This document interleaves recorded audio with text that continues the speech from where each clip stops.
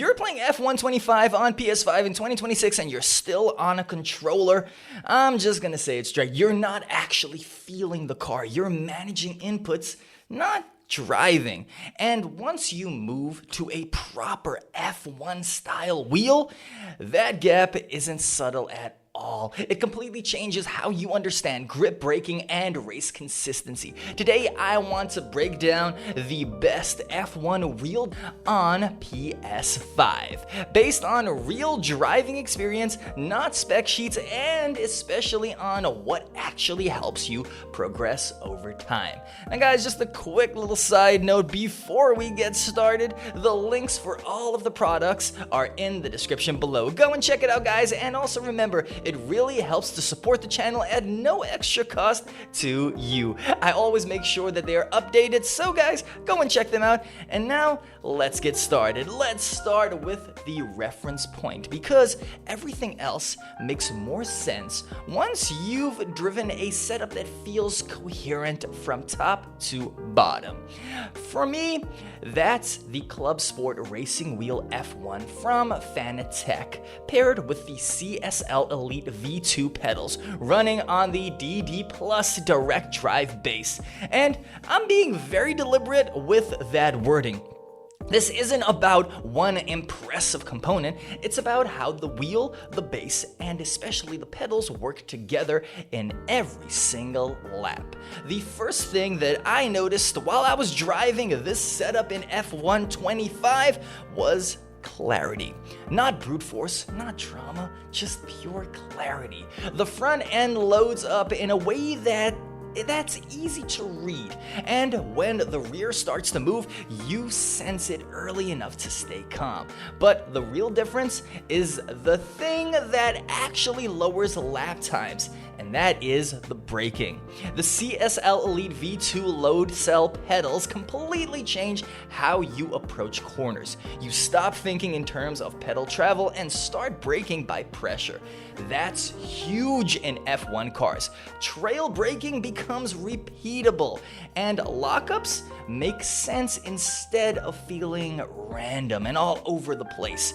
And over a full race distance, your confidence doesn't slowly disappear. This is where I'll say it clearly, guys. Pedals matter more than most people think. You can adapt to almost any wheel. You cannot fake consistent braking. This setup, it grows with you. And as your driving improves, it doesn't suddenly become the limiting factor. That's why months later, when your braking is calmer and your lap time stops spiking, this is the setup that still makes sense. Now, let's talk about budget, because not everyone wants or needs to go straight to the top. Here's where I see a lot of people make smart choices by staying within the same ecosystem. Even on a tighter budget, sticking with Fanatec still makes sense. A simpler Fanatec Formula style wheel on a lower tier base, still paired with load cell pedals, keeps the same driving philosophy intact. The feedback language feels familiar, the braking logic stays consistent, and when you upgrade it later on, nothing feels like a reset. But let me throw one practical tip out here for you guys, straight from experience on my end. Keep an eye on Fanatec's refurbished section. If you're patient, you can find genuinely good deals on there. And guys, it has the same ecosystem, the same muscle memory, the same upgrade path. It's not a downgrade, it's just pure strategy. Now, if you want a premium alternative outside of Fanatec, the strongest option is clearly the Ferrari SF1000 from Thrustmaster. Visually, it's on another level. The screen, the layout, the Ferrari replica feel, it really just does feel like sitting in a modern F1 cockpit. If visual immersion is what gets you excited to race, then this wheel delivers that in a massive way. But here's the honest part. On PS5, the ecosystem around it is more fragmented. You can still get a great looking wheel, but the upgrade path, especially around pedals and long-term consistency, isn't as seamless. It's a premium choice with a different priority.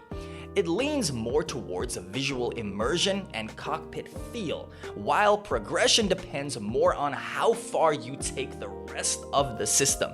For some drivers, that's exactly what they want, and that's perfectly valid if I'm being honest, but guys, finally, we have to talk. We have to talk about the community and the DIY route, because this comes up all the time. Modded setups built around wheels like the G29 or the G923 from Logitech fitted with F1 style rims or button plates are everywhere in sim racing communities and also on Reddit. And honestly guys, I get the appeal. They're affordable, they're fun to tinker with, and there is a real satisfaction in building something up yourself. But it's important to be clear about what these setups are. Gear-driven or belt-driven bases don't offer the same feedback fidelity as direct drive. Non-load cell braking limits consistency, especially under pressure, and rigidity becomes an issue once you start pushing even harder. These setups are great projects. They're not direct competitors to high-end systems. The goal is different. It's not worse, just different.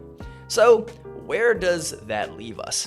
If your goal is to actually improve as an F1 driver on PS5 over time, to build consistency, confidence, and race-long control, the logical direction becomes pretty clear. A coherent system, strong braking fundamentals, and room to grow matters far more than visual flair or numbers on a spec sheet.